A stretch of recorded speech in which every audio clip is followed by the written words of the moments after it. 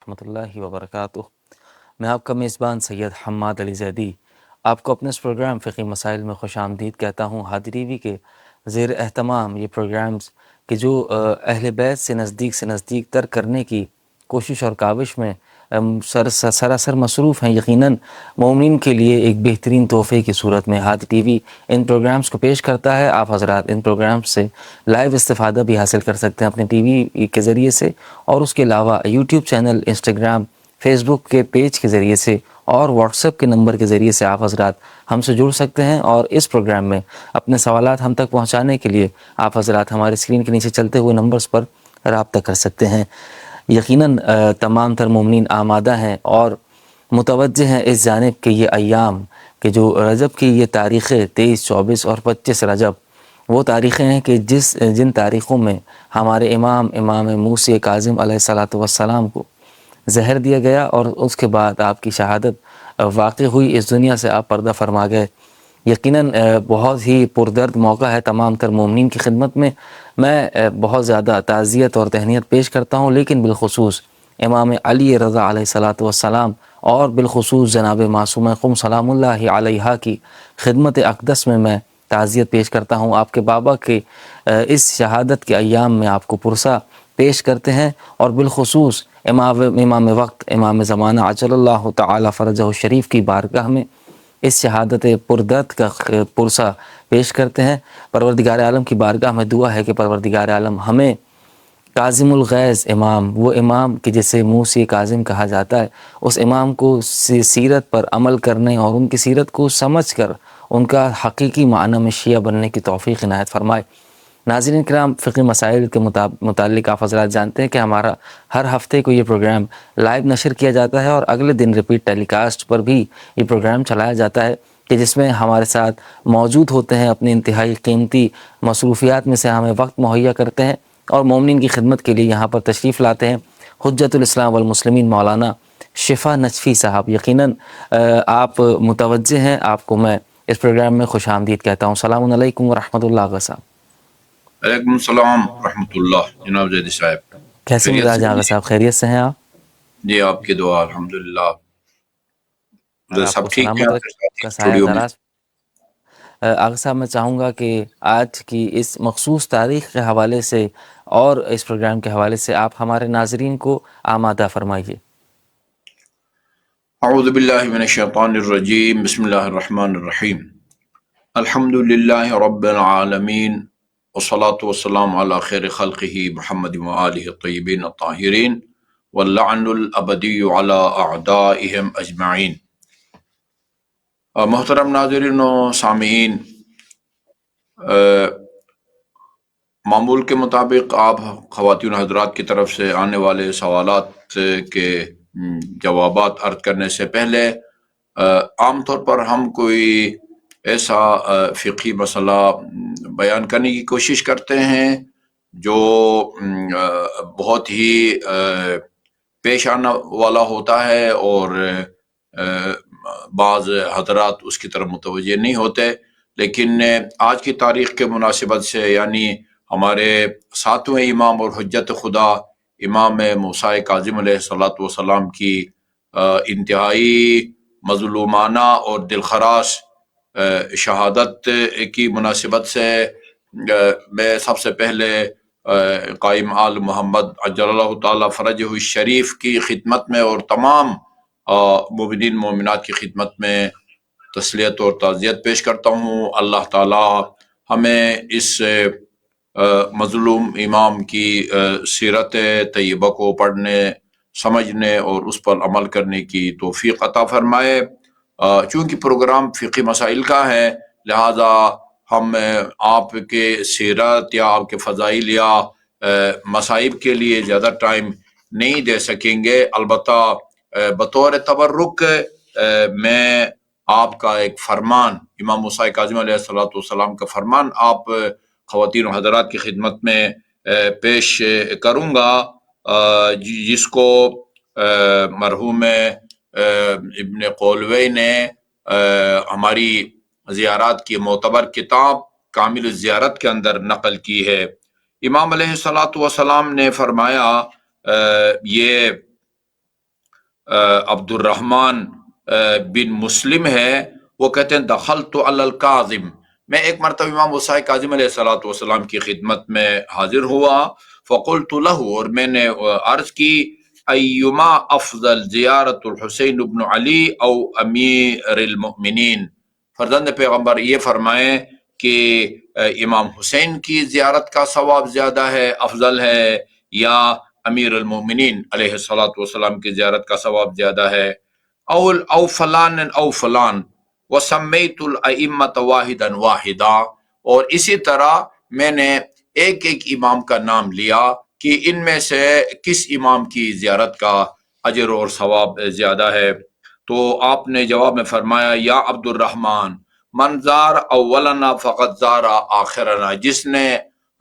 ہم میں سے اول کی زیارت کی اس نے ہمارے آخری کی زیارت کی، ومن زار آخرنا فقد زار اولنا، اور جس نے ہمارے آخر کی زیارت کی اس نے اول کی زیارت کی، ومن تولا اولنا، جس نے ہمارے پہلے سے محبت کی اس نے ہمارے آخر سے محبت کی ہے، ومن تولا آخرنا فقد تولا اولنا، اور جس نے ہمارے آخر کی سے محبت کی اس نے ہمارے پہلے سے محبت کی، ومن قضى حاجة لأحد من اولیائنا فكأنما قضاها لأجمعنا، اور جو کوئی ہمارے چاہنے والے ہمارے دوستوں میں سے کسی کی حاجت روائی کرے اس کے کام آئے، اس نے گویا ہم سب ائمہ معصومین کی حاجت پوری کی ہے۔ اے عبد الرحمن احببنا، میں تاکید کرتا ہوں کہ احببنا، ہم سے محبت کرنے میں جو کوتاہی نہ کرنا، وَأَحْبِبْ مَنْ أَحَبَّنْ مَنْ يُحِبُّنَا، اور جو ہم سے محبت کرے تم بھی اس سے محبت کرو، وَأَحِبِّ فِينَا، اور پھر ہماری وجہ سے لوگوں سے محبت کرو اور ہمارے لیے محبت کرو، وَتَوَلَّنَا وَتَوَلَّ مَنْ يَتَوَلَّانَا، ہم سے محبت کرو اور جو ہم سے محبت کرے اس سے محبت کرو، وَابْغِضْ مَنْ يَبْغَضُنَا، جو ہم سے بغض رکھے تم بھی اس سے بغض رکھو، الا ان الراد علینا کراد علی رسول اللہ، جس نے ہم کو رد کیا، ہماری بات کو ٹھکرائی، اس نے گویا رسول خدا کی بات ٹھکرائی ہے، ہمارے جد رسول خدا کی بات ٹھکرائی ہے، ومن رد علی رسول اللہ فقد رد علی اللہ، اور رسول خدا کی بات کو ٹھکرانا یہ اللہ کی بات کو ٹھکرانا ہے۔ الا یا عبد الرحمن، اے راوی کا نام عبد الرحمن، اے عبد الرحمن، ومن ابغضنا فقد ابغض محمدا، جس نے ہم ائمہ کی سے بغض رکھا، دشمنی کی، اس نے گویا حضرت محمد مصطفیٰ صلی اللہ علیہ وآلہ وسلم سے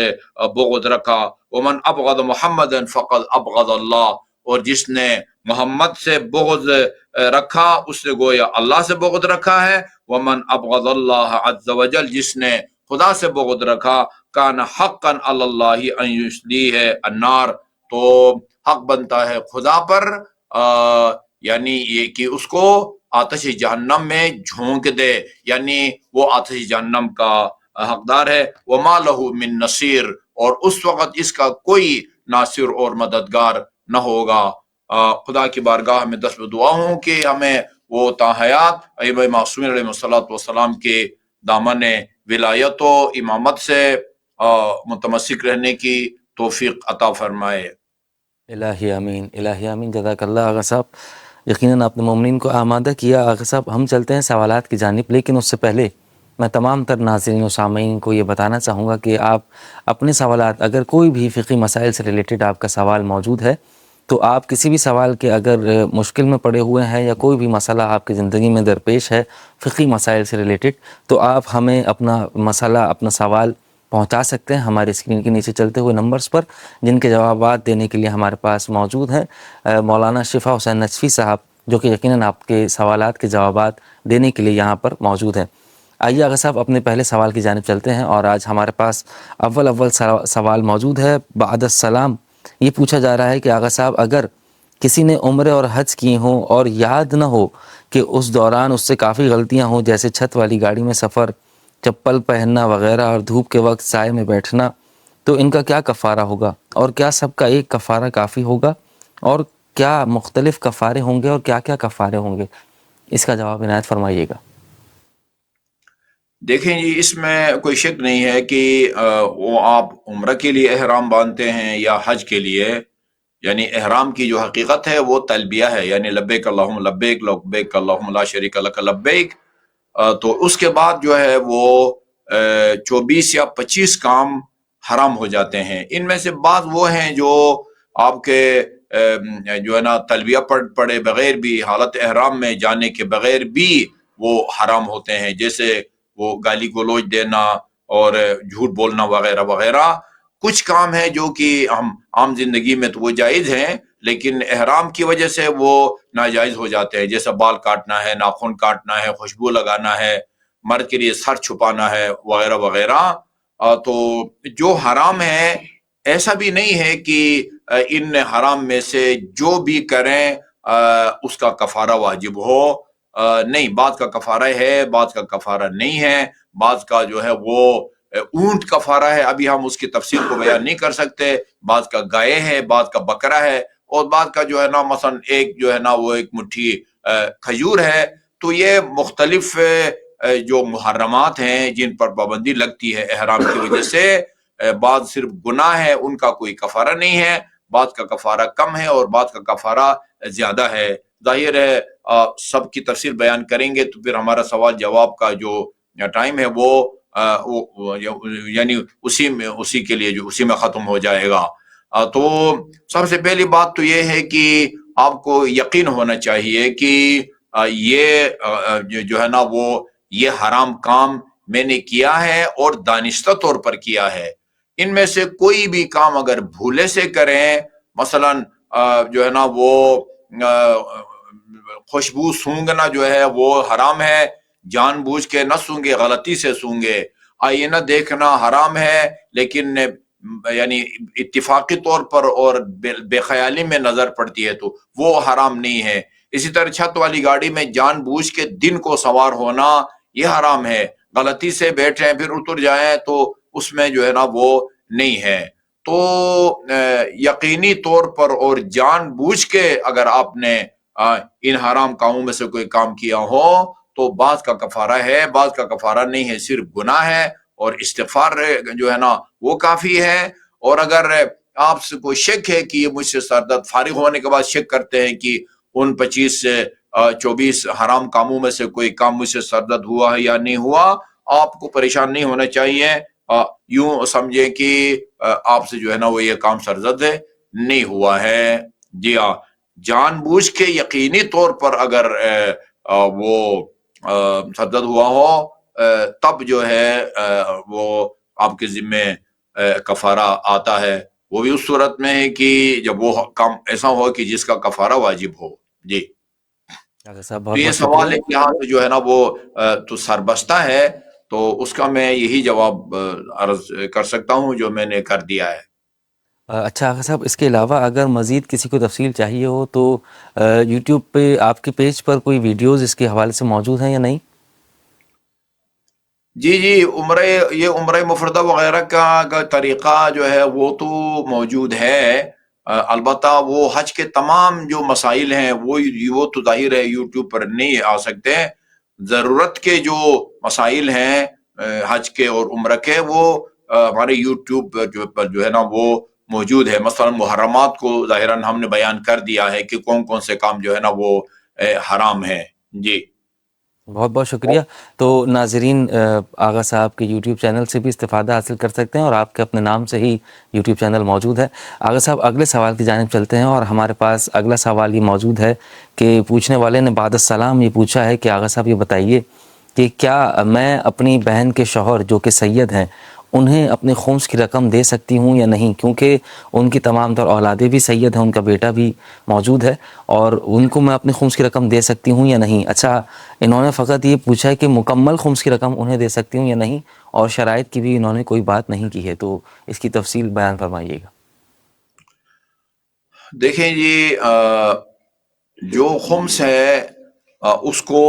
یعنی بچت کا جو ہے 20%، 20% وہ خمس کے طور پر نکالا جاتا ہے، اس کو الگ کیا جاتا ہے۔ پھر آدھا مال امام کہلاتا ہے، آدھا مال سادات کہلاتا ہے۔ جو مال امام ہے وہ دین کی تبلیغ، مذہب کی ترویج و تقویت اور ضرورت مند مومنین کے لیے اس کو خرچ کر سکتے ہیں، البتہ جی خرچ کر سکتے ہیں۔ اور جو مال سادات ہے آدھا، وہ ان سادات کو آپ دے سکتے ہیں جو نماز روزے کے پابند ہوں اور یعنی کھلا گناہ نہ کرتے ہوں، اور خاتون ہو تو وہ بے پردہ بھی نہ ہو۔ البتہ جو مال سادات ہے اس میں اگر کوئی آیت اللہ سستانی حفظ اللہ کی تقلید میں ہے تو وہ فرماتے ہیں کہ آپ اپنی ذمہ داری سے مال سادات جو ہے نا ان شرائط کے حامل آدمی کو دے سکتے ہیں، اور جو ہے نا وہ کسی مجتہد کی اجازت کی بھی ضرورت نہیں ہے یا ان کے وکیل کی۔ لیکن رہبر معظم آیت اللہ خامنائی وہ مال امام اور مال سادات دونوں جہاں ان کو خرچ کیا جا سکتا ہے وہ مجتہد یا وکیل کی اجازت سے جو ہے نا وہ خرچ کر سکتے ہیں۔ تو اگر آپ کے بہنوی فقیر ہیں، یعنی ان کی آمدنی کم ہے اور ان کے اخراجات زیادہ ہیں، اور وہ نماز روزے کے پابند ہیں اور اس طرح کھلا گناہ بھی نہیں کرتے، تو صاحب مساعدات میں سے آپ ان کی مدد کر سکتے ہیں۔ اگر سستانی کی تقلید میں ہے تو اپنی ذمہ داری سے خرچ کر سکتے ہیں، کسی وکیل کی اجازت کی بھی ضرورت نہیں ہے، اور اگر آیت اللہ خامنئی کے ہیں تو پھر وکیل کی اجازت سے اپنے بہنوی کو دے سکتے ہیں، بشرطی کہ وہ ان میں یہ شرائط موجود ہوں جو میں نے عرض کی۔ جزاک اللہ آغا صاحب۔ اگلے سوال کی جانب بڑھتے ہیں۔ بعد السلام یہ پوچھا گیا ہے کہ آغا صاحب اگر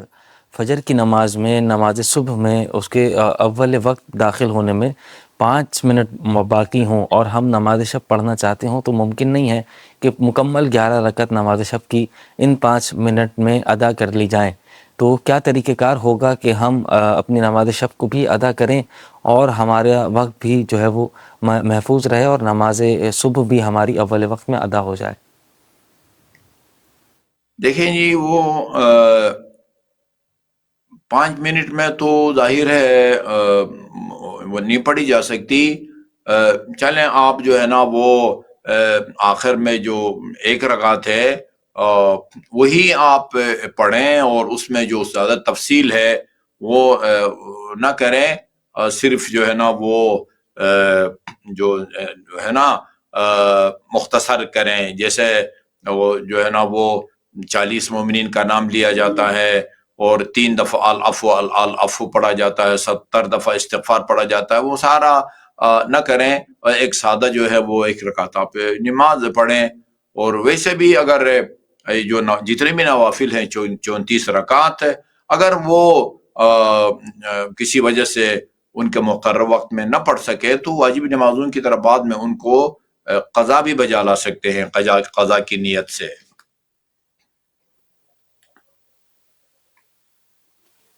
بس موجود ہے بعد السلام۔ پوچھنے والے نے یہ پوچھا ہے کہ آغا صاحب کہ میں دبئی آیا تھا، سعودی عرب، اور گھر کے ڈرائیور کی، پرائیویٹ ڈرائیور کی حیثیت سے میں سعودی عرب آیا تھا آزاد ویزے پر، اور مجھے اس بات کو تقریباً 12 سال گزر چکے ہیں، لیکن اب جو ہے میں نے اس پر ایک گاڑی کرائے پر لی ہے اور میں وہ گاڑی پرسنلی اپنے ذاتی طور پر گاڑی چلاتا ہوں اور لوگوں کو پک اینڈ ڈراپ کی سہولیات دیتا ہوں۔ حکومت کی جانب سے یہ پرسنلی کام کرنا بغیر کسی کمپنی کے یا بغیر کسی کی کفالت میں ہوتے ہوئے، میں خود کفیل ہوتے ہوئے یہ گاڑی چلا رہا ہوں، اور میں فیملیز کو پک اینڈ ڈراپ دیتا ہوں اور وہ مجھے پیسے دیتے ہیں، لیکن اس چیز کی اجازت وہاں کی حکومت نہیں دیتی۔ تو اب جو میری آمدنی ہے وہ جائز ہوگی یا ناجائز، اور اب تک کی جو میں نے آمدنی اس ذریعے سے کمائی ہے وہ میری حرام شمار ہوگی یا نہیں، اس کی وضاحت فرمائیے۔ اس آمدنی کو ہم حرام نہیں کہہ سکتے جی۔ جی آغا صاحب بہت بہت شکریہ۔ اس کے بعد ہمارے پاس اگلا سوال موجود ہے، اور پوچھنے والے نے یہ پوچھا ہے کہ آغا صاحب والدہ کافی زیادہ مریض رہتی ہیں اور ایسی حالت بیماری میں کہ جب ان سے نماز نہیں پڑھی جاتی، روزے نہیں رکھے جاتے، ڈاکٹرز نے تو ان کو یہ بھی کہہ دیا ہے، کیونکہ ان کا علاج میں نے ایک انگریز ڈاکٹر سے کروایا تھا اور اس نے یہ کہا کہ بیڈ ریسٹ کا مطلب ٹوٹل بیڈ ریسٹ ہے، تو یعنی آپ نماز بھی نہ پڑھیں، جبکہ میری والدہ خود یہ کہتی ہیں کہ مجھ میں اتنی قوت ہے کہ میں کھڑے ہو کر نماز پڑھ سکتی ہوں باقاعدہ، لیکن ڈاکٹرز نے جو لکھا ہے وہ یہ کہا ہے کہ آپ بیڈ ریسٹ کریں اور نماز کے لیے بھی کھڑی نہ ہوں۔ تو کیا آغا صاحب اپنی جو حیثیت ہے، اپنے وجود میں جو یقین ہے، اس پر ہی اعتماد کرتے ہوئے نماز کھڑے ہو کر ادا کی جائے گی یا ڈاکٹر کی لکھی ہوئی بات کو مانا جائے گا؟ اور دیکھیں جی، ڈاکٹر جو ہے وہ، میں اکثر اس طرح کے سوالات کے جواب میں عرض کرتا ہوں، اگر مستند اور ذمہ دار ڈاکٹر اس کا یہ فیصلہ ہو، اس کا یہ نظریہ یا خیال ہو کہ نماز کھڑے ہو کے نماز جو ہے نا وہ ان کے لیے نقصان دہ ہے، تو پھر وہ بیٹھ کے پڑھے، لیٹ کے پڑھے، وغیرہ وغیرہ، وہ قیام کے جو بھی مراحل ہوتے ہیں۔ میں نے گزشتہ پروگرام میں عرض بھی کیا تھا کہ بعض اوقات جو ہے نا جی، اور مریض تھے جی اس لیے نماز نہیں پڑھی ہے۔ وہ دیکھیں، جب تک انسان زندہ ہے اور عقل کام کرتی ہے، نماز ساقط نہیں ہوتی، مکمل چھٹی نہیں ملتی ہے۔ تو اگر تو ڈاکٹر، اب ایک انگریز ہے، اس کو نماز کی اہمیت کا کوئی اندازہ نہیں ہے، اور یعنی مستند ڈاکٹر ہو، واقعاً وہ یہ سمجھتا ہو کہ کھڑے ہو کے نماز پڑھنا اس کے لیے نقصان دہ ہے یا نہیں ہے، یعنی اپنے فن میں وہ ماہر ہو اور ذمہ دار بھی ہو، اس کو اس میں یہ صلاحیت ہو کہ جو ہے نا وہ دینی احکام اور قدروں کی کیا قدر و قیمت ہے، اور اس کی جان جو ہے نا کو کتنا خطرہ ہے۔ تو یہ کلی طور پر یہ بتایا ہے ہمارے علماء کرام نے روایات کی روشنی میں کہ اگر معتبر اور مستند اور ذمہ دار ڈاکٹر یہ کہے کہ نماز جو ہے نا وہ آپ کے لیے نقصان دہ ہے، تو بیڈ ریسٹ کا مکمل بیڈ ریسٹ ہے، یعنی یہ نہیں ہے کہ بالکل نہ پڑے تبھی بیڈ ریسٹ ہوتا ہے۔ وہ بیڈ پر لیٹی ہوئی ہے، یا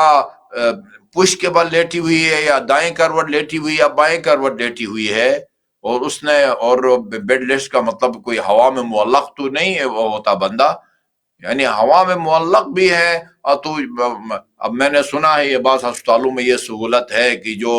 لمبے عرصے تک جو ہے نا بیچارے وہ بیڈ پہ ہوتے ہیں، بیڈ سور ہونے کا خطرہ ہے، وہ کوئی اس طرح کا بیڈ بناتے ہیں، وہ مقناطیس وغیرہ سے استفادہ کر کے، کہ جو ہے نا وہ انسان جو ہے نا ایسی وہ ہوتا ہے، ہوا میں ہوتا ہے، تاکہ جو ہے نا وہ زخم جو ہے نا وہ زخم نہ جو ہے نا وہ نہ ہو اس کے بدن پر۔ تو جس حالت میں بھی ہے، نماز تو اس نے پڑھنی ہی ہوتی ہے۔ مکمل جو ہے نا بیڈ ریسٹ کا مطلب مکمل نماز کو ترک کرنا نہیں ہے، بلکہ ذمہ دار اور مستند ڈاکٹر کی ہدایات پر جو ہے نا وہ عمل کرنے کا ہمیں حکم دیا گیا ہے۔ جی آغا صاحب، اگلے سوال کی جانب بڑھتے ہیں، اور پوچھنے والے نے یہ سوال پوچھا ہے کہ کل یوم شہادت ہے امام موسیٰ کاظم علیہ السلام ہے، تو کیا آغا صاحب کل کا روزہ رکھ سکتے ہیں یا نہیں؟ اس کی وضاحت فرمائیے گا۔ جی کوئی ممانعت نہیں ہے، جی کوئی ممانعت نہیں ہے۔ عاشور کا روزہ مکروہ ہے، اور 10 ذی الحج اور یکم شوال یہ 2 حرام ہیں۔ اس کے علاوہ باقی روزے جو ہے نا وہ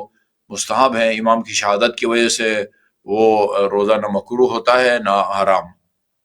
جی آغا صاحب، بہت شکریہ۔ اگلا سوال ہے کہ آغا صاحب گھر والے اجازت نہیں دیتے ہیں مجھے شادی کرنے کے لیے، اور میں خود مرد ہوتے ہوئے کیا اپنی مرضی سے نکاح نہیں کر سکتا ہوں؟ کیا مردوں کو بھی اپنے ولی کی، کیونکہ اگر باپ پال رہا ہے یا باپ کے خرچے پر میں پل رہا ہوں اور اپنی کوئی کمائی نہیں ہے، تو کیا میں اپنی مرضی سے نکاح کر سکتا ہوں یا نہیں، جبکہ میں خود مرد ہوں؟ جی آغا صاحب۔ جی وہ لڑکا لڑکی میں یہ فرق ہے جی، یعنی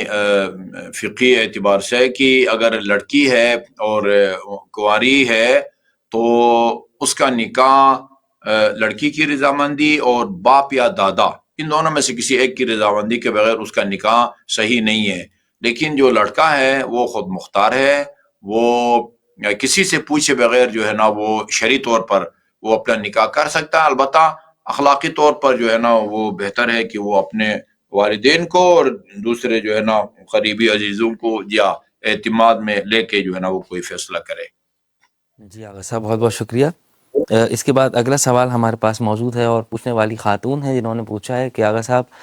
اگر والدین مرحوم ہو چکے ہوں اور ان کا گھر کافی دور ہو، قبرستان جہاں پر وہ دفن ہے وہ بھی کافی دور ہو، اور ہم ان کی قبر پر اس کی زیارت کے لیے، صاف صفائی کے لیے پانی ڈالنے کے لیے نہ جا سکیں، فاتحہ خوانی کے لیے ان کی قبروں پر نہ جا سکیں، نہ ہی ان کے جہاں وہ رہتے تھے اس گھر پہ جا سکیں، تو کیا اپنے گھر سے ہی بیٹھ کر ان کے لیے ایصال ثواب،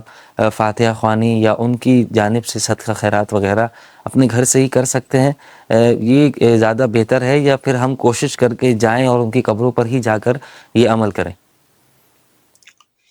جی، بغیر کسی زحمت کے اگر جا سکتے ہیں تو جائیں۔ روایات میں ہے کہ اپنے جو ہے نا وہ قبروں کی وہ کرو۔ حدیث یہ ہے کہ میں پہلے منع کرتا تھا قبرستان جانے اور قبروں کی زیارت کی، لیکن ابھی میں حکم دیتا ہوں کہ جو ہے نا اپنے قبروں کی زیارت کرو، مرحومین کی زیارت کرو، اس لیے کہ اس سے آخرت یاد آتی ہے۔ یہ فَإِنَّهَا تُذَكِّرُ الْآخِرَةَ، یہ حدیث کے جو ہے نا وہ الفاظ ہیں۔ اور روایات اس مضمون کی بھی ہیں کہ جو ہماری مرحومین ہیں، جب انسان ان کی قبر پر جاتا ہے تو ان کی روحیں خوش ہو جاتی ہیں، نہیں جاتے تو وہ ملول ہوتی ہیں، ناراحت ہوتی ہیں۔ یعنی ہمارے پاس مستند قسم کے واقعات اور داستان ہیں۔ اگر بغیر کسی زحمت تکلیف کے جا سکتے ہیں تو جائیں، اگر نہیں جا سکتے تو پھر آپ مشرق میں بیٹھے ہیں اور مرحوم کی قبر جو ہے مغرب میں ہے، اور جہاں بھی بیٹھ کے آپ کوئی کار خیر کریں اور اس کا ثواب ان کی روح کو ہدیہ کریں، یقیناً اللہ تعالیٰ ثواب ان تک پہنچا دیتا ہے۔ جی آغا صاحب، اگلا سوال ہمارے پاس موجود ہے بعد السلام روزے کے حوالے سے پوچھا جا رہا ہے، اور سوال یہ ہے کہ آغا صاحب جو روزہ توڑا جاتا ہے، یعنی جس کے اوپر کفارہ واجب ہو جاتا ہے، تو جو 60 لوگوں کو اس کفارے کے ضمن میں کھانا کھلانا لازم آتا ہے، وہ 60 افراد ایک ہی جماعت کے ہونے چاہیے، یعنی ایک ہی دسترخوان پر 60 افراد موجود ہونے چاہیے، یا مختلف ہم 10-10 کر کے لوگوں کو کھانا کھلا سکتے ہیں؟ اور اسی سوال میں ایک سوال یہ بھی ہے کہ وہ تمام 60 افراد مومنین ہوں یا کوئی بھی ہو، مثال کے طور پر ہم روڈ پر گنتی کر کے ہم نے ایک ٹائم کا کھانا بنوایا اور ہم نے روڈ پر بھیک مانگنے والوں کو 60 ڈبے کھانے کے تقسیم کر دیے، تو ہمارے روزے کا کفارہ ادا ہو جائے گا یا نہیں؟ یہ وضاحت فرمائیے گا۔ دیکھیں، ضروری نہیں ہے ایک جگہ سب جمع ہوں۔ مثلا 2 مختلف یتیم خانے ہیں، مثلا 30 ایک میں رہتے ہیں، 30 ایک میں رہتے ہیں، آپ جو ہے نا وہ دونوں یتیم خانوں کو جو ہے نا وہ حساب کتاب کر کے دے دیں، یہ کچھ ضروری نہیں ہے۔ واقعی بہتر ہے کہ فقیر جو ہے نا وہ مومن ہو جن کو آپ بطور کفارہ وہ دیتے ہیں۔ جی آغا صاحب بہت شکریہ۔ اگلا سوال ہمارے پاس موجود ہے بعد السلام پوچھنے والے نے یہ پوچھا ہے کہ آغا صاحب میں پورا سال پیسے جمع کرتا ہوں، اور مکمل سال پیسے جمع کرنے کے بعد میں اپنے گھر کی مجلس کرتا ہوں، اور اس میں اہتمام کافی زیادہ ہوتے ہیں، ڈیکوریشن والے کو پیسے دینے ہوتے ہیں، چاندنی والے اور دیگر ہار پھول والے ہوتے ہیں، اور اس کے ساتھ ساتھ جو افراد پڑھنے کے لیے آتے ہیں ان کو ہدیہ دینا، جو ذاکر اہل بیت ہوتا ہے مجلس پڑھنے کے لیے آتا ہے اس کو میں نذرانہ دیتا ہوں، اور ساتھ میں جو مثال کے طور پر میں علم وغیرہ سجاتا ہوں، ان سب کے لیے میں پورے سال پیسے جمع کرتا ہوں۔ تو آغا صاحب میں مجلس اعضاء کے لیے جو رقم محفوظ کر رہا ہوں اپنی ضروریات میں سے نکال کر، کیا اس رقم پر بھی سال گزرنے پر خمس واجب ہوگا یا نہیں؟ اس کی وضاحت فرمائیے گا۔ جی یقیناً ہے، جی بچت ہے، اس میں خمس واجب ہے۔ جی آغا صاحب، اس کے ساتھ اگلا سوال ہے کہ آغا صاحب اگر ہم مسجد کی تعمیر کے لیے کوئی رقم دیتے ہیں یا امام بارگاہ میں علم وغیرہ یا زری کے کاموں میں کوئی پیسہ دیتے ہیں، تو اس کو مثال کے طور پر صدقہ کہا جائے گا کہ ہم صدقہ دے سکتے ہیں یا نہیں، یا پھر ہدیے کے عنوان سے وہ مال امام بارگاہ میں یا مسجد میں دیا جائے؟ دیکھیں، دونوں کام ہو سکتے ہیں۔ ہماری مسجد ہے، یہاں لوگ دونوں قسم کے رقم جمع کراتے ہیں، اور جب جمع کراتے ہیں تو وہ بتاتے ہیں کہ یہ مسجد کی جو ہے نا وہ مسجد امام بارگاہ کے لیے ہے۔ ہم مسجد کی تعمیر میں، مسجد میں جو گیس بل آتا ہے، بجلی کا بل آتا ہے، گارڈ ہیں، صفائی کرنے والے خادمین ہیں، ان کی تنخواہوں میں جو ہے نا وہ دیتے ہیں، اور بعض جو ہے وہ صدقہ غریبوں کے لیے اس کا ہم الگ حساب کتاب رکھتے ہیں، اور ضرورت مند لوگ جو درخواستیں لے کے آتے ہیں وہ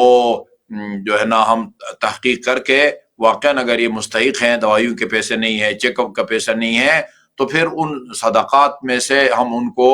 جو ہے نا وہ ان کی امداد کرتے ہیں۔ جو حسب استطاعت. تو یہ آپ کے اپنی ثوابدید پر جو ہے نا وہ مشتمل ہے. دونوں کا ثواب ہیں. یا غریبوں کی مدد کے لیے صدقہ کے طور پر دیتے ہیں, وہ مسجد انتظامیہ کو آپ بتائیں کہ یہ صدقہ ہے, ظاہر ہے اس صدقہ کو پھر وہ بہتر یہ ہوتا ہے کہ غریبوں کو دے دیں, اور جو تعمیر کے لیے ہے وہ پھر کسی کی ذاتی امداد میں نہ دیں, تعمیر ہی میں جو ہے نا خرچ ہو جائے یا دیگر خدمات میں. جی آغا صاحب بہت شکریہ. اگلا سوال ہمارے پاس موجود ہے اور پوچھنے والے نے یہ کہا ہے کہ آغا صاحب میں آرمی میں ہوتا ہوں, اور سوال یہ ہے کہ کیا ہم اپنا ڈی ایس پی فنڈ زیادہ کروا سکتے ہیں یا نہیں, اور اس کا ہر سال گورنمنٹ کی طرف سے کوئی انٹرسٹ بھی ملتا ہے؟ انٹرسٹ کے لیے ہمارا کوئی ایگریمنٹ بھی نہیں ہے, گورنمنٹ اپنی مرضی سے دیتی ہے, اس کی بارے میں رہنمائی فرمائیے. دیکھیں جی, یہ مجھے بڑھانے کا مطلب سمجھ میں نہیں آیا, لیکن جو مجھے معلوم ہے وہ یہ ہے کہ جو سرکاری ملازمین ہیں وہ ان کی تنخواہ میں سے حکومت ہر مہینے کچھ نہ کچھ جو ہے وہ کاٹتی رہتی ہے, اور جب وہ ریٹائرڈ ہوتے ہیں تو وہ جتنی بھی رقم کاٹی جاتی ہے پرافٹ سمیت ان کو لوٹا دیا جاتا ہے. تو اس کے لینے میں کوئی حرج نہیں ہے. البتہ یہ خیال رہے کہ یہ کئی سالوں کی بچت ہے, اور جیسے ہی آپ کو ملے اس جی پی فنڈ کا آپ کو خمس دینا ہوگا. گویا گورنمنٹ نے جو ہے نا وہ آپ کی وکیل کے طور پر اس کو بچائے رکھا ہے, یہ آپ کی بچت ہے. اور ایک پیسہ وہ ہوتا ہے جو آپ کے ریٹائرمنٹ پر گورنمنٹ آپ کو ایسے ہی اپنے خزانے سے دیتی ہے. اس کا خم تب ہوگا کہ جب ایک سال گزر جائے, یا آپ کی اگر خمس کی کوئی ڈیٹ فکس ہے تو اس ڈیٹ تک اس میں سے کوئی پیسہ بچے. جی جی آغا صاحب بہت شکریہ. اگلا سوال ہمارے پاس میوزک کے حوالے سے موجود ہے کہ آغا صاحب شریعت میں آل محمد کی فقہ کے مطابق گانا سننا, یعنی کسی بھی قسم کا میوزک ہو, چاہے وہ ترانے میں ہو یا کسی نوحے میں ہو یا کسی منقبت میں ہو, اکثر ایسے میوزک انسٹرومنٹ ہیں جو منقبتوں میں استعمال ہوتے ہیں, ایرانی ترانوں میں استعمال ہوتے ہیں, اور دیگر جگہوں پر ہمیں بجتے ہوئے یا بجائے جاتے ہوئے نظر آتے ہیں. البتہ خود امام رضا علیہ الصلوۃ والسلام کے روضے پر وہ فجر کی نماز سے پہلے ایک چیز بجائی جاتی ہے اور اسے ایک نام بھی دیا جاتا ہے. تو آغا صاحب کون کون سے انسٹرومنٹ ہیں اور کس حد تک میوزک جو ہے وہ شریعت میں اجازت ہے سننے کی؟ دیکھیں جی, انہوں نے ایک گانے کا لفظ استعمال کیا ہے. گانا جو ہے وہ گانا بھی حرام ہے, گانے کو سننا بھی حرام ہے. گانا کے طرز پر جو ہے نا وہ قصیدہ پڑھنا بھی حرام ہے, نوحہ پڑھنا بھی حرام ہے, نعت پڑھنا بھی حرام ہے, قرآن کی تلاوت کرنا بھی جو ہے نا وہ حرام ہے. باقی جہاں تک میوزک کا موسیقی کا تعلق ہے, وہ فقہا نے یہی لکھا ہے کہ اگر وہ لہو لاب اور جو واہیات قسم کی محافل ہوتی ہیں ان سے اگر یہ ہم آہنگ ہے تو پھر جو ہے وہ جائز نہیں ہے. ورنہ جیسے فوجی بینڈ ہے یا جیسے آپ امام رضا کے حرم میں دیتے ہیں, وہ جو ہے نا اس کا وہ لہو لاب کی جو ہے نا محافل سے وہ ہم آہنگ نہیں ہے. تو جو تعزیتی قسم کے یا جیسے ایران میں جو ہے نا جب کسی امام کی شہادت کی تاریخ ہو تو ٹی وی پر جو ہے نا وہ ایک غم انگیز قسم کی جو ہے نا وہ چھوڑتے ہیں, اور اس میں جو ہے نا وہ کوئی حرج نہیں ہے. وہ لہو لاب اور بےہدہ محافل سے ہم آہنگ نہیں ہوتی وہ آواز. جی آغا صاحب بہت شکریہ. اگلا سوال ہمارے پاس موجود ہے. بعد السلام انہوں نے سوال یہ پوچھا ہے کہ آغا صاحب ہمارے مرحوم والد صاحب نے اپنی تمام تر جائیداد اپنی زوجہ یعنی ہماری والدہ کے نام کر دی تھی, لیکن یہ جائیداد حقیقت میں ہمارے والد کو ہمارے دادا کی جانب سے ملی تھی. وہ مال ملا تھا کہ جس مال سے ہمارے والد نے ایک زمین خریدی تھی, لیکن اس زمین پر جو مکان آج موجود ہے وہ ہم دو بھائیوں نے یعنی ہم دونوں نے مل کر وہ مکان بنوایا ہے.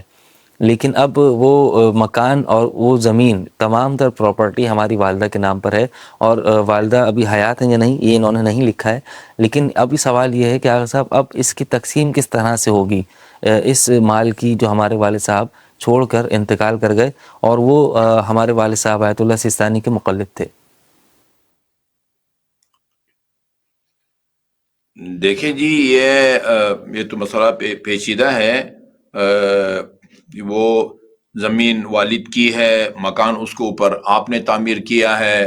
اب آپ نے وہ اپنے لیے تعمیر کیا ہے، والد کے لیے تعمیر کیا ہے، سب کے لیے تعمیر کیا ہے۔ یہ تو منحصر ہے کہ آپ کی کیا وہ نیت تھی۔ باقی یہ کلیئر ہونا چاہیے کہ والدہ جو ہے وہ زندہ ہے یا نہیں ہے۔ اگر والدہ زندہ ہے تو اب جو آپ بتا رہے ہیں کہ والد صاحب نے زندگی میں یہ ان کو دے دیا ہے، تو اگر وہ مالک تھے تو جس کو بھی وہ مالک بنائیں گے وہ مالک بن جائیں گے، اور اگر وہ انہوں نے کسی کو مالک نہیں بنایا تو یہ ارث کے طور پر جو ہے نا وہ والدہ اور اولاد میں جو ہے نا وہ تقسیم میں ہوگی جائیداد۔ والدہ کو چھٹا حصہ ملے گا، باقی اولاد میں بیٹے ہیں، بیٹیاں ہیں، صرف بیٹے ہیں تو وہ بیٹوں میں برابر جائیداد تقسیم ہوگی، صرف بیٹیاں ہیں تو بیٹیوں میں برابر تقسیم ہوگی، بیٹے بھی ہیں بیٹیاں بھی ہیں تو بیٹوں کو 2/3 اور بیٹیوں کو 1/3 کے تناسب سے حصہ ملے گا۔ جی آغا صاحب بہت شکریہ۔ اس کے بعد اگلا سوال ہمارے پاس موجود ہے۔ بعض السلام، انہوں نے یہ پوچھا ہے کہ آغا صاحب میری ایک بیٹی ہے، خاتون ہے سوال کرنے والی، اور انہوں نے یہ کہا ہے کہ جب یہ پیدا ہونے والی تھی تب مجھے میرے شوہر نے طلاق دے دی تھی، اور تب سے میں اپنے ماں باپ کے ساتھ رہتی ہوں، اور میری بیٹی کا سارا خرچہ اس لڑکی کے ننیال نے اٹھایا ہے، یعنی میرے باپ نے، لڑکی کے نانا نے، ماموں نے مل کر اس کو پالا ہے، اور اب اس کے بعد سے اس کے باپ سے کوئی تعلق نہیں ہے، اور نہ ہی وہ کوئی خرچہ دیتے ہیں، نہ ہی کبھی انہوں نے آ کر پوچھا ہے، اور جبکہ وہ ایک ہی شہر میں رہتے ہیں اور ہم جانتے ہیں کہ وہ کہاں پر رہتے ہیں اور کہاں مصروف ہوتے ہیں، لیکن وہ نہ ملنا چاہتے ہیں اور نہ ہی خرچہ کوئی دینا چاہتے ہیں۔ سوال آگا یہ ہے کہ اگر اب لڑکی کی شادی کی عمر آ جائے اور اس کے نکاح کے بارے میں جب معاملات ہوں تو کیا اس لڑکی کے باپ کی اجازت لینا ضروری ہوگا، کیونکہ وہ کسی قسم کا کوئی تعلق نہیں رکھتے؟ کیا ان کی اجازت ضروری ہوگی یا نہیں؟ اور اجازت لینا بھی کافی مشکل ہے، اور لوگ ہمیں یہ کہہ رہے ہیں کہ اگر باپ نے اجازت نہیں دی تو نکاح ہی نہیں ہو سکتا۔ اس کی وضاحت فرمائیے گا۔ دیکھیں جی، اصولی طور پر بیٹی کا خرچہ دینا یہ باپ کی ذمہ داری ہے، باپ کی ذمہ داری ہے، باپ کا جو ہے نا فرض ہے، اور بیٹی کا حق ہے۔ اگر اس نے یہ فرض ادا نہیں کیا تو وہ خدا کے بارگاہ میں جواب دہ ہے، لیکن اس کی وجہ سے اس کو جو خدا کی طرف سے اختیار ملا ہوا ہے کہ وہ بیٹی کا نکاح باپ کی اجازت کے بغیر نہیں ہو سکتا، وہ حق اس سے چھینا نہیں جا سکتا ہے۔ البتہ ایک صورت ہے کہ جس میں باپ کی جو ہے نا وہ اجازت کی ضرورت نہیں ہوتی ہے۔ اب اگر لوگ یہ سمجھیں، اس نتیجے تک پہنچیں کہ یہ کوئی دلچسپی نہیں لیتا، لڑکی جو ہے وہ شادی کے سن و سال تک پہنچ چکی ہے اور باپ کوئی دلچسپی نہیں لیتا، یا مثلا ایک جگہ اس کی والدہ، ماموں وغیرہ اس کا رشتہ کرنا چاہتے ہیں، شادی اس کی ضرورت بھی ہے، لیکن باپ جو ہے وہ ضد برائے ضد جو ہے نا ان کے ساتھ تعاون نہیں کرتا۔ کوئی ایسی صورت میں باپ کی جو ولی ہے یا جو ولی کہلاتا ہے اس کی اجازت ساقط ہو جاتی ہے، یا اسے پوچھے بغیر جو ہے نا وہ کر سکتے ہیں، لیکن صرف اس بنیاد پر کہ اس نے خرچہ نہیں دیا ہے اس لیے اس سے پوچھنے کی ضرورت نہیں ہے، ایسا نہیں کہہ سکتے۔ یا وہ کوئی دلچسپی نہیں لیتا، یا شادی اس کی ضرورت ہے خاتون کی، بچی کی، اور مناسب جو ہے نا وہ شرعی اور عرف عام لوگوں کے نزدیک مناسب کفو مل رہا ہے، لیکن باپ جو ہے وہ جو ہے نا وہ عدم تعاون کا مظاہرہ کر رہا ہے، ضد برائے ضد، ایسی صورت میں پھر اس کی اجازت کے بغیر جو ہے نا کوئی فیصلہ کیا جا سکتا ہے لڑکی کے رشتے کے حوالے سے۔ جزاک اللہ آغا صاحب۔ اگلے سوال کی جانب بڑھتے ہیں، اور بعد السلام یہ پوچھا گیا ہے کہ جو چھوٹے بچے ہوتے ہیں جو ماں کا دودھ پیتے ہیں، وہ زیادہ تر ایسا ہوتا ہے کہ ان کو غلط اٹھا لیا جائے یا ان کا پیٹ دب جائے یا کوئی ایسی چیز ہو جائے کہ وہ فوراً الٹی کر دیتے ہیں، اور اس کے علاوہ بھی اگر چھوٹا بچہ ہے، نابالغ بچہ ہے، اور وہ اگر الٹی کر دے، قے کر دے، تو کیا اس کی الٹی میں نکلنے والی رطوبت پاک شمار ہوگی یا نجس؟ اس کی وضاحت فرمائیے گا۔ الٹی جو ہے نا وہ پاک ہے، انسان کے جسم سے خارج ہونے والے جو یعنی مائع ہیں یا چیزیں، ان میں یعنی خون، پیشاب، پاخانہ اور منی، ان کے علاوہ باقی انسان کے جسم سے جو رطوبت بھی نکلتی ہے، وہ چاہے بلغم کی صورت میں ہو، نزلہ کی صورت میں ہو، پیپ کی صورت میں ہو یا الٹی کی صورت میں ہو، یہ چیزیں پاک ہیں۔ خون نجیس ہے، پیشاب نجیس ہے، پاخانہ نجیس ہے اور منی نجیس ہے۔ جی آغا صاحب جزاک اللہ۔ بعد السلام، اگلا سوال ہمارے پاس موجود ہے، اور سوال پوچھنے والے نے روزے سے متعلق سوال پوچھا ہے کہ آغا صاحب میری بیوی حاملہ تھی، قضا روزے نہیں رکھ پائی، اور ابھی ڈیلیوری ہوئی ہے اور بچہ کافی چھوٹا ہے، تو ابھی بھی قضا روزے وہ نہیں رکھ سکتی، اور رمضان المبارک کا مہینہ سر پر ہے کہ واجب روزے رکھنا اس پر لازم ہو جائیں گے، تو وہ قضا روزے نہیں رکھ پا رہی، اس کا کیا طریقہ کار ہوگا، وضاحت فرمائیے گا۔ دیکھیں، اگر کسی بھی عذر کی وجہ سے اگلے رمضان تک خاتون ہو یا مرد ہو، وہ اس کا عذر برطرف نہ رکھ سکے، تو پھر اس کا مد دینا ہوتا ہے، اور جو مد ہے وہ فی روزہ 750 گرام ہے، یعنی آپ اگر 30 کو 750 میں ضرب دیں گے تو یہ 22,500 گرام بنتا ہے۔ اس کا آپ کلو بنائیں، 1000 پہ تقسیم کریں گے تو 22.5 کلو آٹا بنتا ہے، یعنی ایک مہینے کے روزوں کا جو مد ہے وہ 22.5 کلو ہے۔ کوئی بھی عذر اگلے رمضان تک اگر برطرف نہ ہو، روزہ نہ رکھ سکے، تو پھر مد دینا ہوتا ہے، جس کی مقدار میں نے بتا دی۔ جی آغا صاحب، اسی سے ریلیٹڈ ایک اور سوال ہمارے پاس موجود ہے کہ وہ خواتین کی جو ماہواری کی وجہ سے رمضان المبارک میں روزہ چھوڑتی ہیں، اس کی قضا اگر وہ پورے سال قضا نہ بجا لائیں تو پھر دوبارہ رمضان المبارک کا مہینہ داخل ہو جائے، تو پھر ان خواتین کے لیے کیا مسئلہ ہے کہ ان کے لیے تو کوئی عذر بھی نہیں تھا روزہ رکھنے کے لیے؟ ہاں، اگر ایک آدمی اگلے رمضان تک روزہ رکھ سکتا تھا لیکن نہیں رکھا، تو ایک تو وہ قضا بھی رکھے گا، یا خاتون رکھے گی، جتنے بھی روزے رہ گئے ہیں مد بھی دے گی۔ جی، یعنی وہ کفارہ جو 60 کلوں والا وہ نہیں ہے، مد بھی دے اور قضا بھی رکھے، یعنی فی روزہ 750 گرام آٹا بھی دے اور قضا بھی رکھے۔ جی آغا صاحب بہت بہت شکریہ۔ بس ایک آخری سوال ہمارے پاس موجود ہے، اور دامن وقت میں گنجائش نہ ہونے کی بنا پر میں تمام تر ناظرین و سامعین سے یہ درخواست کروں گا کہ کافی سوالات ہمارے پاس آپ لوگوں کے موجود ہیں کہ جو انشاءاللہ آنے والے پروگرام میں ہم کوشش کریں گے کہ ان سوالات کو شامل کریں اور ان کے جوابات آپ تک پہنچانے کی کوشش کریں گے۔ آغا صاحب آخری سوال یہ ہے کہ جب نماز جنازہ ادا کی جا رہی ہوتی ہے تو اس نماز جنازہ میں کیا وضو کرنا ضروری ہے واجب نمازوں کی طرح یا نہیں؟ وضو کے بغیر بھی ہم نماز میں شامل ہو سکتے ہیں یا نہیں؟ اور دوسرا یہ کہ میں نے دیکھا ہے کہ اکثر لوگ نماز جنازہ میں جب چپل اتارتے ہیں تو انہی چپلوں کے اوپر پیر رکھ کر کھڑے ہو جاتے ہیں، تو کیا چپل اتارنا ضروری ہے یا ہم چپل پہن کے بھی نماز میں شامل ہو سکتے ہیں؟ وضاحت فرمائیے گا۔ اچھا، پہلے تو میں آخری سوال کا عرض کروں، چپل سمیت بھی ہو سکتی ہے، لیکن بہتر ہے کہ اتار کے جوتے کو پاؤں رکھا جائے، اور جہاں تک طہارت